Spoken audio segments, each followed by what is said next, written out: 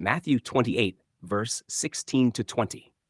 Matthew concludes his gospel with a scene that gathers together the themes that have been unfolding from the beginning. The one who was announced as Emmanuel, God with us, now stands resurrected before his disciples, declaring his authority and commissioning them in light of the completed work of redemption. The passage opens with the 11 disciples traveling to Galilee, to the mountain where Jesus had directed them. Throughout Matthew's gospel, mountains serve as places of revelation. It was on a mountain that the king proclaimed the character of his kingdom earlier in the narrative. And now on another mountain, the risen Messiah reveals the scope of his authority and the purpose of his followers in the transition that was unfolding. When the disciples saw him, they worshiped him, though some doubted. This detail reveals both the awe of the moment and the humanity of those who witnessed it. The resurrection confronted them with a reality that surpassed every expectation. The one who had been crucified under Roman authority and rejected by the leadership of Israel now stood alive before them, vindicated by God. Jesus then spoke the foundational declaration of the passage: "All authority has been given to me in heaven and on earth." This statement echoes prophetic language found throughout the Hebrew scriptures, particularly the vision of the Son of Man receiving dominion and glory. The resurrection was the public confirmation that the reign of the Messiah had begun. Authority was no longer anticipated as something future, it had already been granted.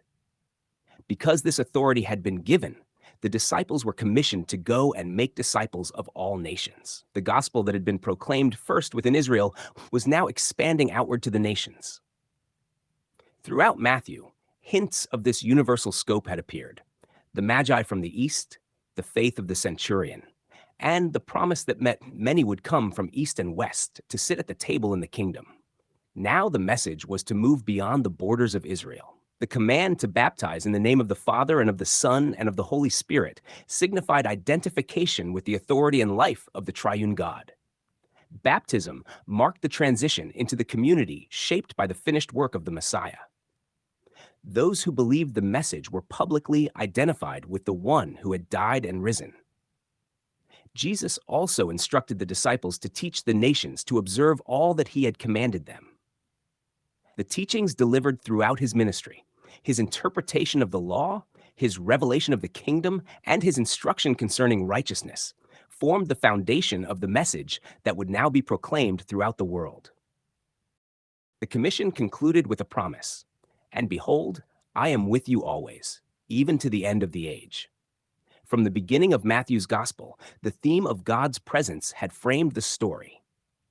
The child born in Bethlehem was called God with us, and now the risen Christ assured his followers that his presence would remain with them as they carried the message forward. The phrase, "the end of the age," refers to the culmination of the covenantal era that had defined Israel's history. The disciples were being sent out during a transitional period in which the message of the risen King would spread through the nations before the closing of that age. The presence of Christ with his followers guaranteed that the mission would be accomplished. Thus, the Gospel of Matthew closes where it began, with the assurance that God is with his people through the person of the Messiah. The one who possesses all authority in heaven and on earth stands as the risen King, whose completed work establishes the foundation for the proclamation that would soon fill the world.